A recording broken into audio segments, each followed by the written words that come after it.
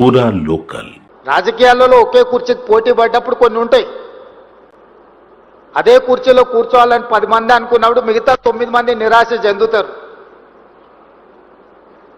అది కుటుంబానికి సంబంధించింది కావచ్చు, కులానికి సంబంధించింది కావచ్చు, ప్రాంతానికి సంబంధించింది కావచ్చు, వ్యక్తులకు సంబంధించింది కావచ్చు, ఉంటాయి ఇవన్నీ. కానీ మీరు వాళ్ళు సృష్టించే అపోహలకి లోనయ్యి మీరు వాటిని వేగంగా వ్యాపింపజేయడానికి ప్రయత్నం చేస్తే అది అంతిమంగా మీ అందరికీ, మనందరికీ, తెలంగాణ రాష్ట్రానికి, దేశ సంపద కూడా నష్టాన్ని చేకూరుస్తుంది. అలాంటి అపోహలు ఏమైనా ఉంటే తొలగించడానికే ఈరోజు ప్రత్యేకంగా సమయం తీసుకొని మీ దగ్గరికి నేను రావడం జరిగింది. ఇంకొక మాట కూడా చెప్పదలుచుకున్నా.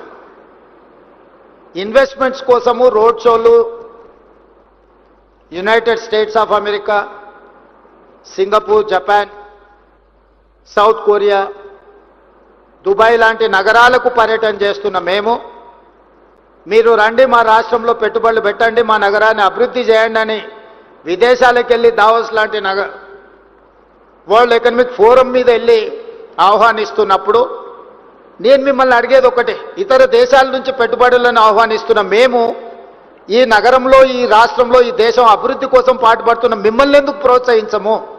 ఎవరినో వెళ్ళి ఎక్కడి నుంచో భాష రాని వాడిని, భావం తెలియని వాడిని, ఈ ప్రాంతంతో అనుబంధం లేని వాడిని మా నగరానికి వచ్చి పెట్టుబడులు పెట్టండి, మీకు అవకాశాలు కల్పిస్తామని చెప్తున్న మేము ఇక్కడనే పుట్టి ఇక్కడనే పెరిగి మీ సంపదను మొత్తం ఈ జాతికి అంకితం చేసే మిమ్మల్ని ఎందుకు వదులుకుంటామని మీరు ఆలోచన చేస్తున్నారు?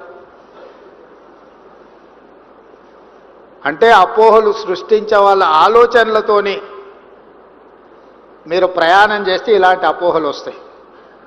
అందుకే మొట్టమొదటి ప్రాధాన్యత మీకే. మీరు పోటీ పడండి, పాలసీలు అడగండి, ఇంప్రూవ్మెంట్ ఎట్లా చేయాలో చెప్పండి, మీ అనుభవాన్ని మాతో పంచుకోండి. మన నగరాన్ని ఒక గొప్ప నగరంగా తీర్చిదిద్దుకుందాం. I may not satisfy as a individual or individuals. నేను ప్రతి వ్యక్తిని సంతోషపెట్టలేకపోవచ్చు. ప్రతి వ్యక్తి ఏదో ఒక అంశంతో నా దగ్గరకు వచ్చినప్పుడు వాళ్ళు అనుకున్న మేరకు నేను సహకరించకపోవచ్చు. దానికి నాకు పరిమితులు ఉండొచ్చు. నేను మధ్యతరగతి మనస్తత్వం ఉన్నవాడిని. నేను పెట్టుబడిదారుడు ఆలోచనలు ఉన్నోని కాదు.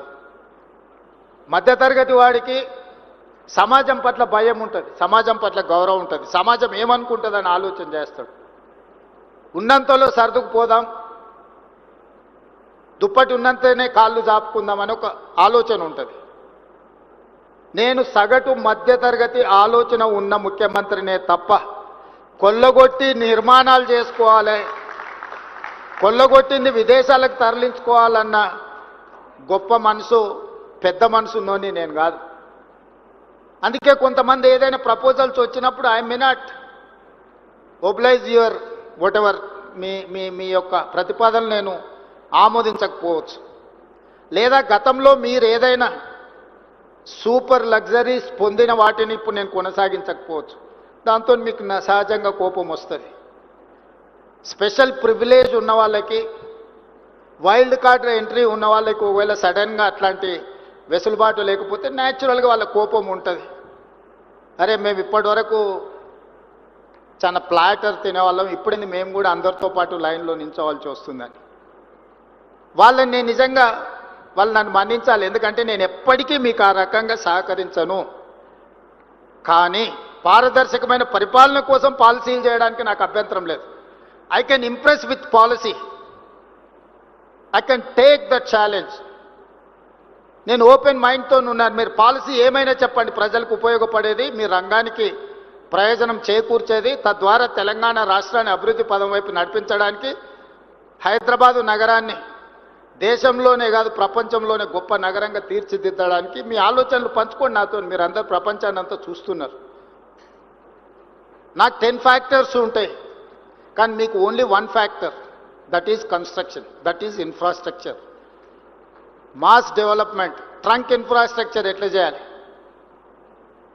ఈరోజు ఆనాడు చంద్రబాబు నాయుడు గారు, డాక్టర్ వైఎస్ రాజశేఖర రెడ్డి గారు హైటెక్ సిటీ, ఐటీ కంపెనీలతో పాటు ఔటర్ రింగ్ రోడ్, అంతర్జాతీయ ఎయిర్పోర్ట్ లాంటివి తీసుకురాకపోయి ఉంటే, ఈ ట్రంక్ ఇన్ఫ్రాస్ట్రక్చర్ డెవలప్ చేయకపోయి ఉంటే ఈరోజు ఇంత గొప్ప ప్రాపర్టీ షో మీరు చేసుకునే వాళ్ళ.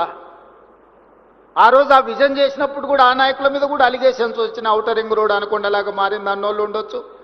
హైటెక్ సిటీ పక్కన వాళ్ళకి కావాల్సిన వాళ్ళకు భూములు ఉన్నాయి, ఆ భూముల కోసమే హైటెక్ సిటీ కట్టిండని అనుమానాలు ఉండొచ్చు, అపోహలు సృష్టించి ఉండొచ్చు, కొంతమంది ఆలోచన చేసి ఉండొచ్చు. ఎక్కడ ఏ డెవలప్మెంట్ చేసినా ఎవరికో ఒకరికి డెఫినెట్గా బెనిఫిట్ అవుద్ది. ఇప్పుడు నేను ఫ్యూచర్ సిటీని భారత్ ఫ్యూచర్ సిటీని ఒక కాలుష్యమైన నగరంగా మార్చాలనుకుంటున్నప్పుడు ఆ కాలుష్యాన్ని తొలగించి ఒక బ్రహ్మాండమైన నగరాన్ని నిర్మించాలని ప్రణాళికలు వేసినప్పుడు అది ఫోర్త్ సిటీ లేదా అది ఫ్యూచర్ సిటీ అని నేనంటే ఫోర్ బ్రదర్స్ సిటీ అని కొంతమంది అని ఉండొచ్చు. మీరే కదా నా బ్రదర్సు, మీకోసమే నేను డిజైన్ చేస్తున్నా. Why should I care all these comments?